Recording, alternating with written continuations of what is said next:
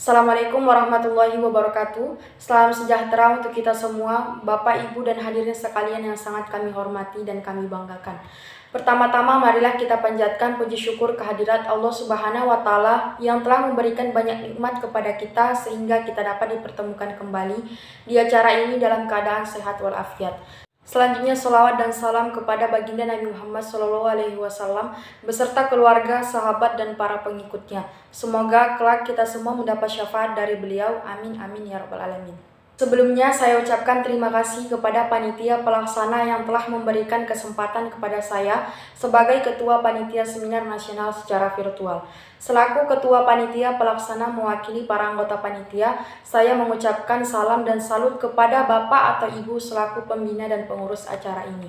Kepada mahasiswa sekalian, saya ingin menyambut hangat Anda untuk meluangkan waktu agar berpartisipasi dalam acara seminar ini.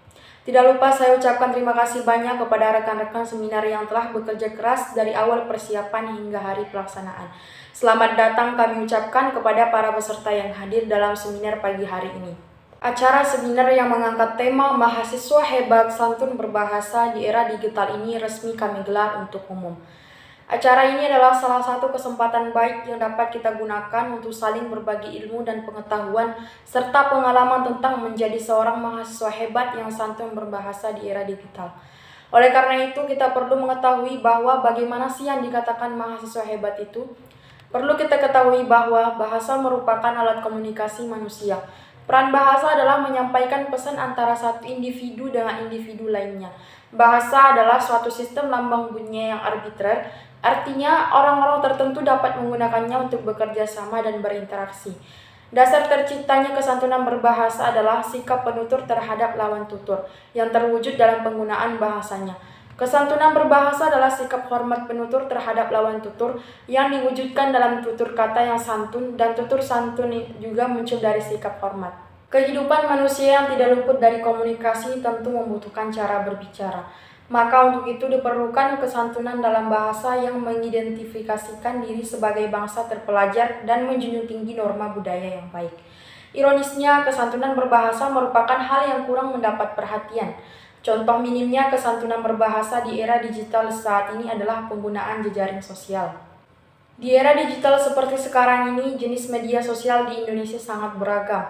Jejaring sosial yang paling populer dan digunakan oleh orang Indonesia antara lain Facebook, Google, YouTube, WhatsApp, Twitter, Instagram, Telegram, TikTok, dan lain-lain. Waktu selalu bergerak maju, setiap kali terjadi perubahan kehidupan yang memenuhi tuntutan kebutuhan manusia.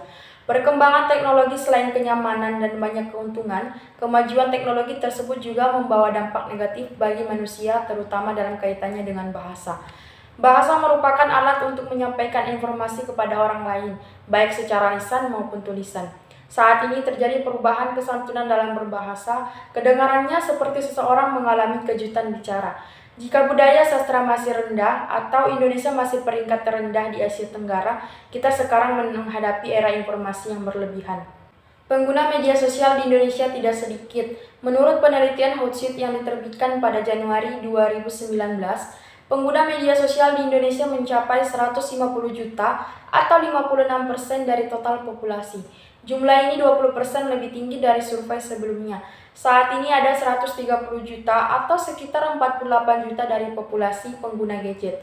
Peningkatan jumlah pengguna jejaring sosial di Indonesia tidak diimbangi dengan kesadaran kesantunan berbahasa dalam kritik atau komentar. Jumlah pengguna yang meningkat menjadi berbanding terbalik dengan kesantunan saat berbicara di jejaring sosial. Berdasarkan penelitian dari We Are Social, sebuah perusahaan Inggris telah bermitra dengan Hootsuite untuk menerbitkan laporan baru berjudul Wawasan Penting tentang Penggunaan Internet, Media Sosial, Seluler, dan E-commerce di seluruh dunia. Waktu 9 jam 15 menit setiap hari untuk berinteraksi dengan dunia maya. Hal inilah yang membuat orang Indonesia dijuluki sebagai orang yang paling berbicara di dunia maya. Tingginya frekuensi komunikasi di dunia maya seringkali menimbulkan ketegangan sosial antar pengguna. Salah satu penyebab kesalahpahaman di dunia maya adalah kurangnya kesantunan berbahasa.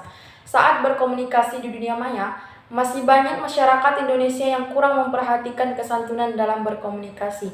padahal hal itu sangat penting. Apapun yang beredar di dunia maya dapat dengan mudah dan cepat dijawab oleh siapa saja. Ada beberapa hal di jejaring sosial yang bertentangan dengan kesopanan dalam berbahasa, termasuk penghinaan terhadap pengguna jejaring sosial lain dengan menyebut mereka, maaf, anjing, atau binatang lain, penggunaan yang berkaitan dengan agama. Atau sering timbul perdebatan karena perbedaan pandangan, baik dalam agama yang sama maupun yang berbeda. Konten atau pesan atau bahkan gambar yang mengandung pornografi, informasi atau berita palsu, dan lain-lain.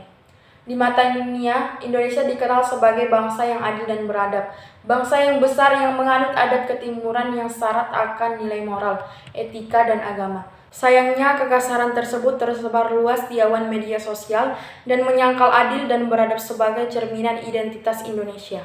Hadirin yang berbahagia, mari kita ikuti acara ini dengan baik agar dapat berlangsung dengan lancar dan kita dapat memetik manfaat. Saya harap hadirin dan teman-teman dapat menikmati acara tersebut dengan gembira. Sebelumnya, jika masih banyak kekurangan, kami mohon maaf yang sebesar-besarnya. Akhir kata, jika ada kekurangan dalam penyelenggaraan acara ini, kami mohon maaf. Selamat mengikuti acara ini dengan adanya suguhan menarik dari pemateri nantinya dan semoga bermanfaat. Demikian sambutan yang dapat saya sampaikan. Mohon maaf jika ada kata-kata yang tidak berkenan di hati para pendengar. Wassalamualaikum warahmatullahi wabarakatuh.